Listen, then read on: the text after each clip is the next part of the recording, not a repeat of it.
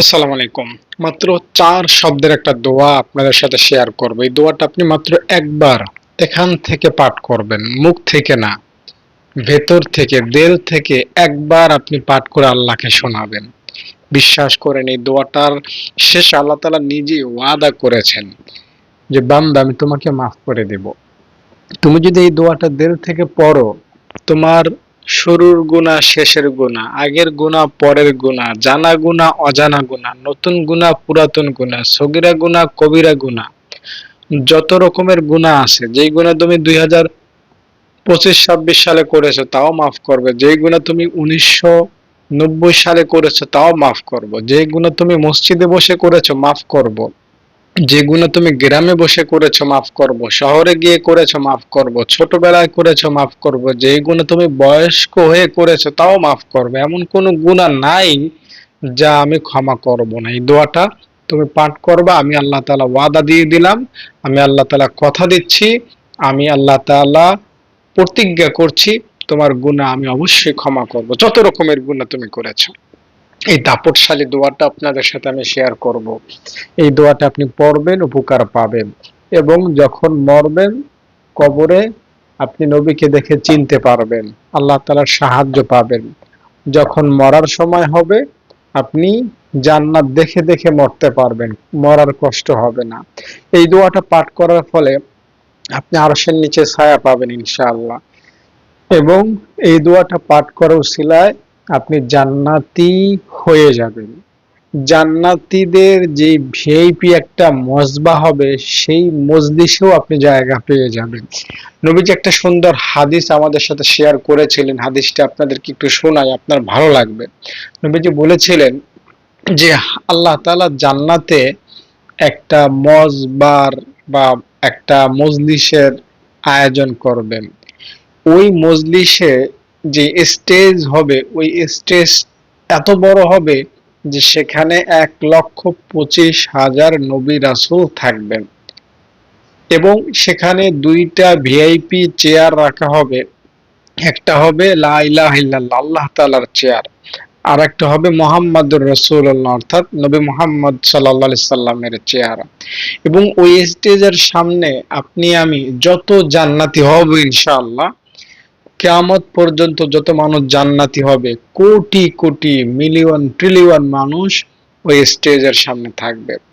সাহাবায়ে কেরাম তখন প্রশ্ন করলেন, ইয়া রাসূলুল্লাহ, এত মানুষ ওই স্টেজে থাকবে, এত মানুষের আয়োজন ওইখানে হবে, লাইটিং এর ব্যবস্থা কেমন করে করা হবে? তখন নবীজি বলেছিলেন, সেখানে কোনো লাইটিং হবে না, বরং তোমাদের নবী আমি আমার চেহারার আলোতে পুরা স্টেজ এবং পুরা প্যান্ডেলটা আলোকিত হয়ে যাবে। সুবহানাল্লাহ। এই হাদিসটা আপনাকে শোনানোর অর্থ হলো, আপনি যাতে জান্নাতের প্রতি মায়ায় পড়েন, ওই মজলিসে যদি আপনি থাকতে পারেন, আপনার ভাগ্য কতই না সৌভাগ্যবান, ঠিক না?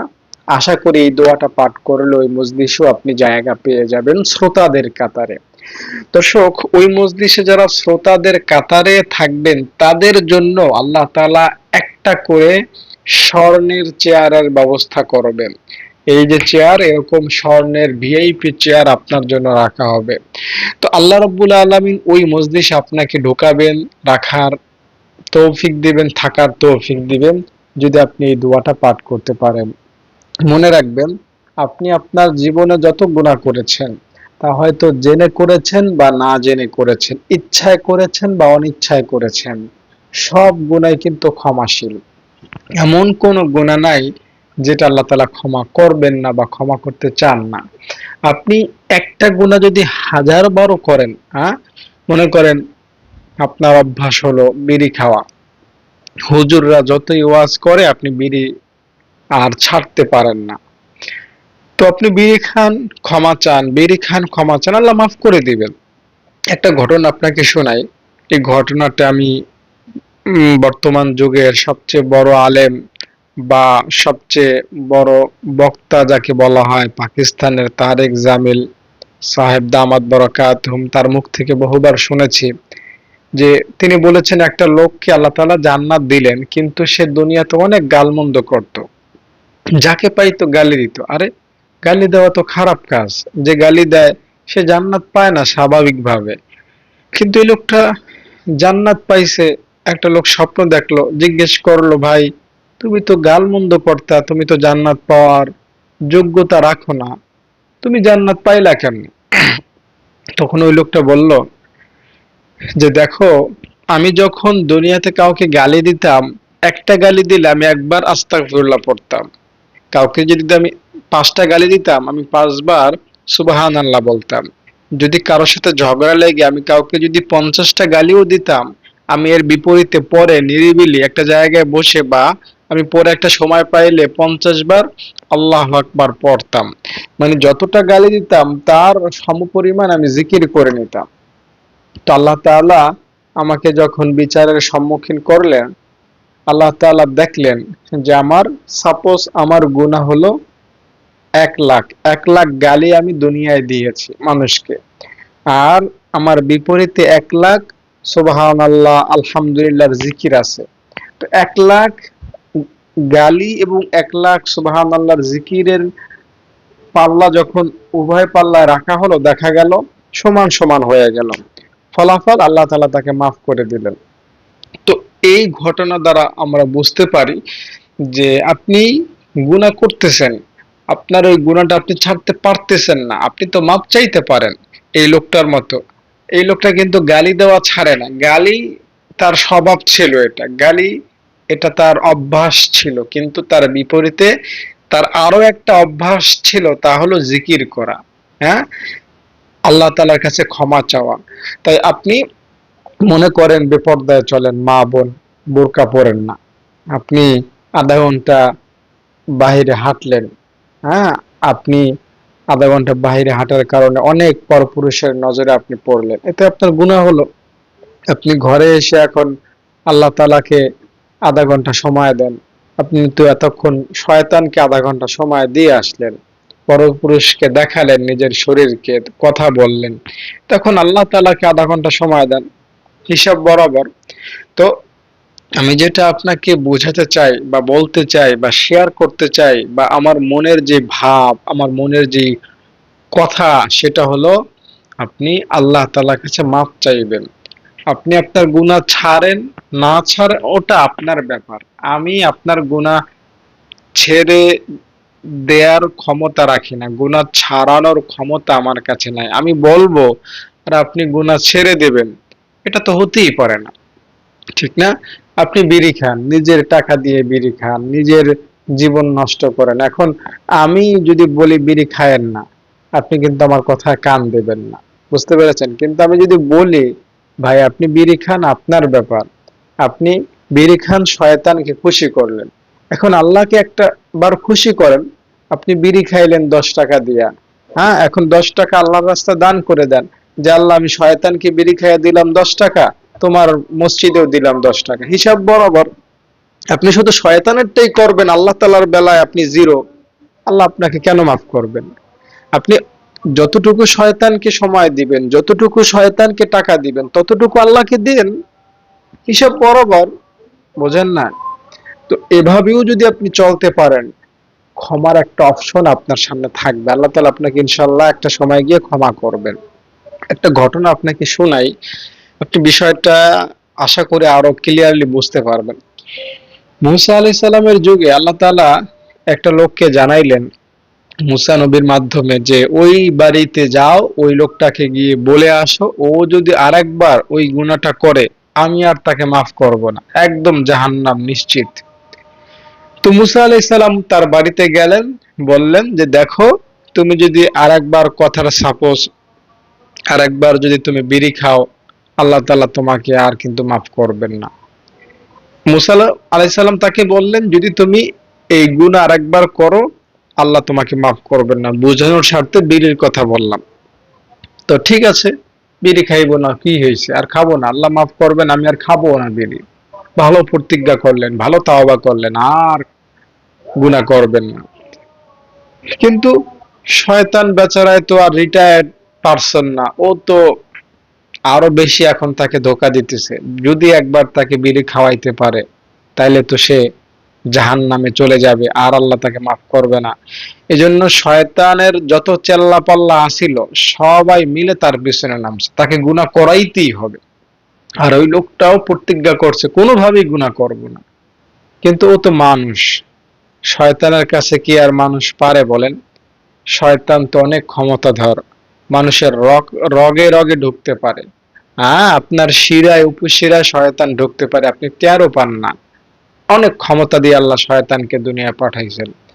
তো একদিন, 2 দিন, 3 দিন ভালোই সে বিড়ি আর খাইলো না, কিন্তু একদিন সে হঠাৎ করে বিড়ি খাইলো, হঠাৎ করে গুনাহটা করে ফেললো।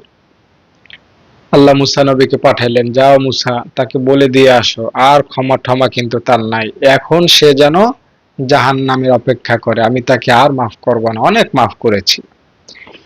তো এই কথা যখন মুসা আলাইহিস সালাম তার বাড়িতে গিয়ে তাকে জানাইলেন যে তোমার আর ক্ষমা নাই, তুমি এখন জাহান্নামের অপেক্ষা করো, তো ওই লোকটা ভয় পেয়ে গেলেন। মুসা আলাইহিস সালাম চলে আসলেন।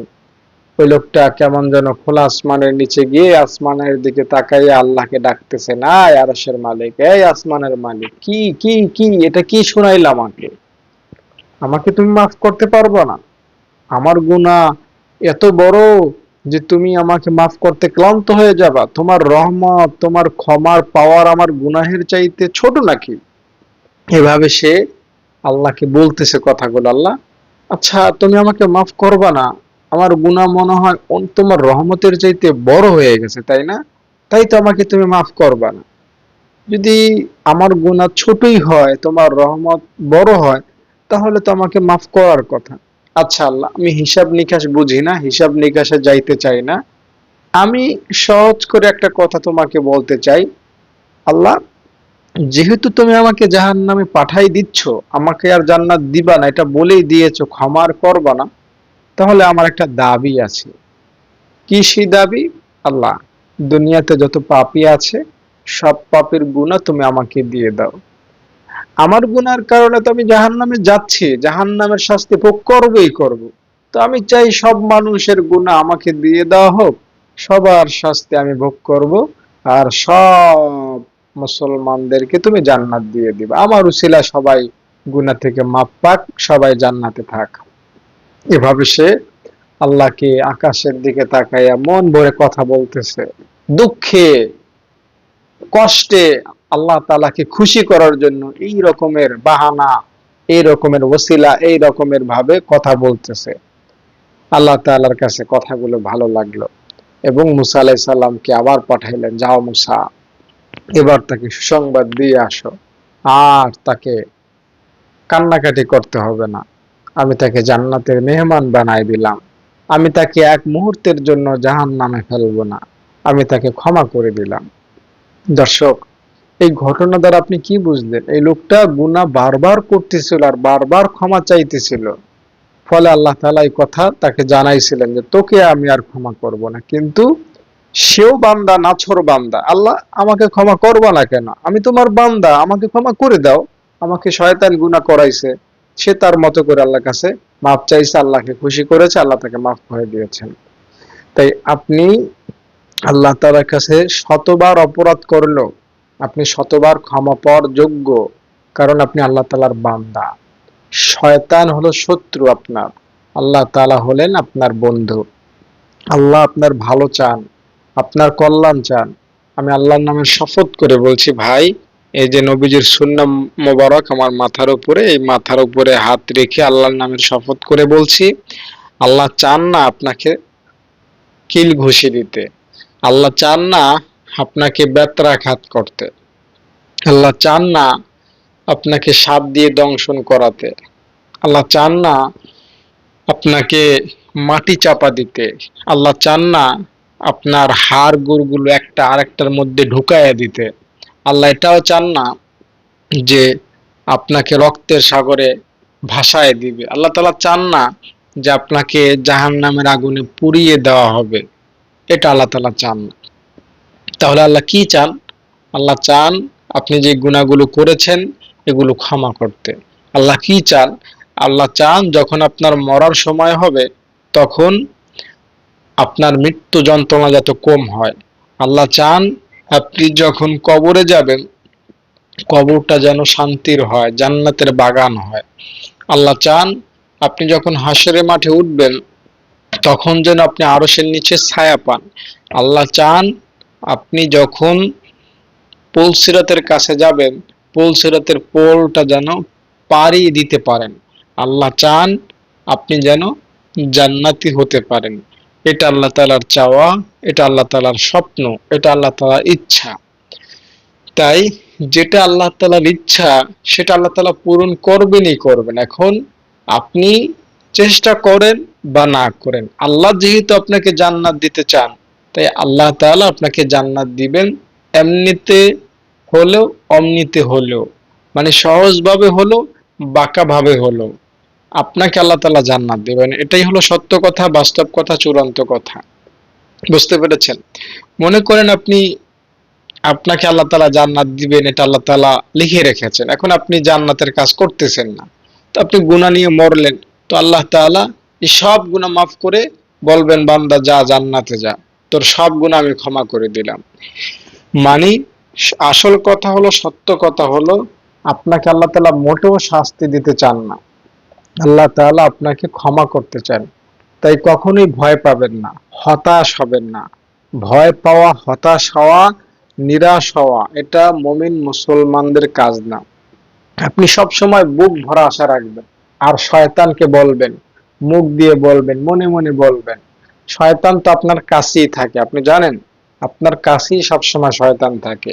তো আমি আমার শয়তানকে বলে দিচ্ছি, এই শয়তান, তুই যতই আমাকে গুনাহ করাস না কেন, কোনো বেইল নাই, তোর তোর কোনো টাইম নাই, আমার আল্লাহ সব গুনাহ মাফ করে দিবে, আমাকে আমাকে জান্নাত দিবে, তোর সব চেষ্টা ব্যর্থ হয়ে যাবে।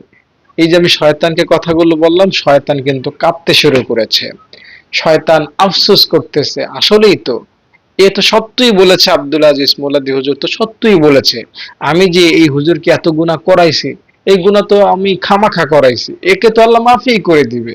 কারণ আল্লাহ তাআলা বলেছিলেন, শয়তান, আমি আমার ইজ্জতের কসম দিয়ে বলছি, আল্লাহ তাআলা বলেছিলেন শয়তানকে, এই শয়তান, আমি আমার ক্ষমতার কসম দিয়ে বলছি, আমার বান্দা ৬০-৭০ বছর গুনাহ করার পরেও যদি একবার আমার কাছে বলে আল্লাহ মাফ করে দাও, তো আমি আমার বান্দার ৬০-৭০ বছরের পেছনের সব গুনাহ মাফ করে দেব, একটা গুনাহ বাকি রাখবো না।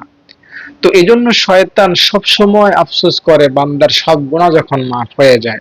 তাই ভাই বোন, বন্ধু, দর্শক শ্রোতা যারা ভিডিওটা এই পর্যন্ত দেখলেন, আশা করি এই কথাগুলো দ্বারা আপনি এটা বুঝতে পারলেন যে আল্লাহ তাআলা আপনাকে ক্ষমা করতে চান এবং জান্নাত দিতে চান এবং জাহান্নাম থেকে বাঁচাতে চান আপনাকে, আপনাকে ক্ষমা করতে চান।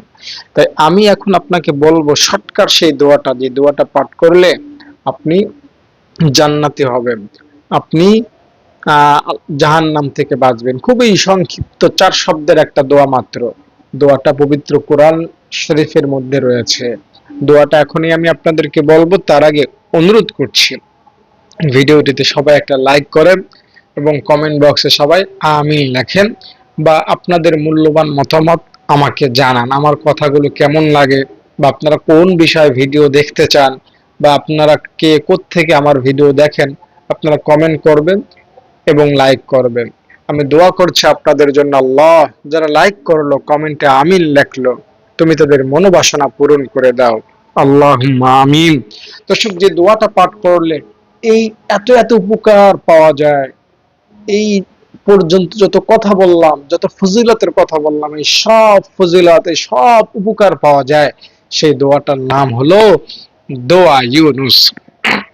আর দোয়া ইউনুসটা হলো, লা ইলাহা ইল্লা আনতা সুবহানাকা ইন্নী কুনতু মিনাজ জালিমিন। এই দোয়া ইউনুসটা খুবই সংক্ষিপ্ত, খুবই ছোট একটা দোয়া। এই দোয়াটা যদি আপনি দিল থেকে পড়তে পারেন, আমি ভিডিওর শুরুতেই বলেছি দিল থেকে পড়া, মুখ থেকে পড়া না। মুখে মুখে পড়া এক জিনিস, দিল থেকে পড়া আরেক জিনিস। দিল থেকে পড়া, কবরের কথা মনে করে, হাসরের কথা মনে করে, গুনাহের কথা স্মরণ করে, গুনাহ আর করবেন না এই আশা নিয়ে একবার পড়বেন না। আপনি এতদিন গুনাহ করেছেন, এখন আর গুনাহ করবেন না এই আশা নিয়ে দোয়াটা পড়তে হবে। যদি পড়তে পারেন, আল্লাহ রাব্বুল আলামিন আপনার অতীতের সব গুনাহ ক্ষমা করে দিবেন। একটা গুনাহ বাকি থাকবে না ইনশাআল্লাহ। দোয়াটা বেশি যদি পড়তে পারেন, আপনার বিপদ আপদ, বালা মুসিবত, দুঃখ কষ্ট, হতাশা, পেরেশানি, হয়রানি, যত রকমের একজন মানুষের জীবনে অভাব অনটন জাতীয় জিনিস আসতে পারে, সবকিছু আল্লাহ তাআলা দূর করে দিবেন। এগুলো থেকে আপনাকে আল্লাহ তাআলা সেভ রাখবেন, মুক্ত রাখবেন, নিষ্পাপ রাখবেন।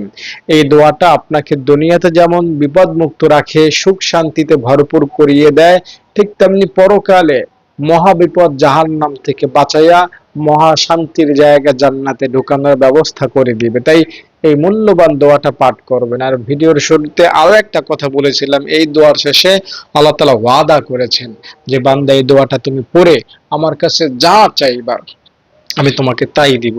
তোমার গুনাহের কথা বলবা দোয়াটা পরে, আমি তোমাকে গুনাহমুক্ত করব। তোমার বিপদের কথা বলবা দোয়াটা পরে, আমি তোমাকে বিপদ মুক্ত করব। তোমার মনের আশার কথা বলবা দোয়াটা পরে, আমি তোমার মনোবাসনা পূরণ করে দেব। যা চাইবেন তাই পাইবেন দোয়াটা পরে। তো এই দোয়াটা পরে গুনাহ মাফের কথা বলবেন, আল্লাহ আমি আর গুনাহ করব না। দোয়াটা পরে আল্লাহকে বলবেন, আল্লাহ আমাকে মাফ করে দাও, জান্নাত দান করো। তো আল্লাহ তাআলা আপনাকে অবশ্যই মাফ করবেন ইনশাআল্লাহ। দর্শক, এখন আমি একটা ছোট্ট মোনাজাত করব, আপনারা আমিন আমিন বলবেন আমার সাথে ইনশাআল্লাহ। এই ভিডিওতে আর অনেক মানুষ আমিন আমিন বলবে, তাদের আমিনের উসিলা হয়তো আপনার গুনাহ আল্লাহ মাফ করে দিবেন ইনশাআল্লাহ। আল্লাহুম্মা আমিন। ربنا آتنا في الدنيا حسنة وفي الآخرة حسنة وقنا عذاب النار। হায় রব্বুল আলামিন, যারা ভিডিওটা দেখলো এই পর্যন্ত গুনাহ মাফের আশায়, জান্নাত পাওয়ার আশায়, তাদের প্রত্যেককে তুমি মাফ করে দাও। আয় রব্বুল আলামিন, যারা এই ভিডিওটিতে লাইক করলো, কমেন্টে আমিন লিখলো, আল্লাহ তাদের লাইক কমেন্টের উসিলায় তাদের জিন্দেগীর সব গুনাহ মাফ করে দাও। আয় রব্বুল আলামিন, যারা অতীতে আমাদের মাদ্রাসায় দান করেছে, এতিম অসহায়দের খোঁজ খবর নিয়েছে, তাদের দান কি তুমি কবুল মঞ্জুর করে লও। আল্লাহ, যারা আমার ভিডিওটা দেখলো গুনাহ মাফের আশায়, জান্নাত পাওয়ার আশায়, কাউকে তুমি খালি হাতে ফিরাইয়া দিও না। বুক ভরা আশা নিয়া আমার মতো একজন অদক্ষ, অযোগ্য, অধম গুনাহগার ব্যক্তির আলোচনা শুনলো, আল্লাহ কাউকে তুমি মাহরুম করিও না। প্রত্যেককে তুমি কবুল করে লও, প্রত্যেককে তুমি গুনাহ থেকে মুক্ত করো, জান্নাতবাসী করো। সুবহানা রাব্বিকা রাব্বিল ইজ্জাতি আম্মা ইয়াসিফুন ওয়া সালামুন আলাল মুরসালিন বিরহমাতিকা ইয়া আরহামার রাহিমিন। দর্শক, আশা করি আপনার কাছে ভিডিওটি ভালো লেগেছে এবং দোয়াটা পড়ে আপনি অনেক বেশি উপকৃত হবেন সে আশা করে ভিডিওটি শেষ করব। তবে আরেকটা দাবি, আপনি আমাদের মাদ্রাসা যদি দান করতে চান তাহলে আপনি ফোন করবেন এই নাম্বারে 013-1730-5156। এখানে এতিম অসহায় বাচ্চারা থাকে, খায়, পড়ে। আপনি ফোন করে জানবেন বিস্তারিত, যদি ভালো মনে হয় তারপর দান করবেন। আশা করি আপনি আমাদের এতিমখানা সম্পর্কে জানতে ফোন করবেন। সে আশাবাদী হয়ে, সে আশা ব্যক্ত করে আজকের মতো ভিডিওটি এখানে শেষ করছি। ভালো থাকবেন। আসসালামু আলাইকুম। দেখতে পাচ্ছেন, এটা হলো আমার ছাত্রীদের পড়ার দৃশ্য। এভাবেই প্রতিদিন একসাথে ছাত্রীরা কিছু সময় পড়ে, এরপরে আবার 1 2 3 4 এরকম আলাদা আলাদা ক্লাসে, কেউ বাংলা, কেউ ইংরেজি, কেউ কায়দা, কেউ আমপারা, কেউ কোরআন, আলাদা আলাদা পড়ে। তো প্রথম আমি সবাইকে একসাথে বসিয়ে একসাথে একটু পরামর্শ বা একটু নসিহা বা একটু মশক দেই।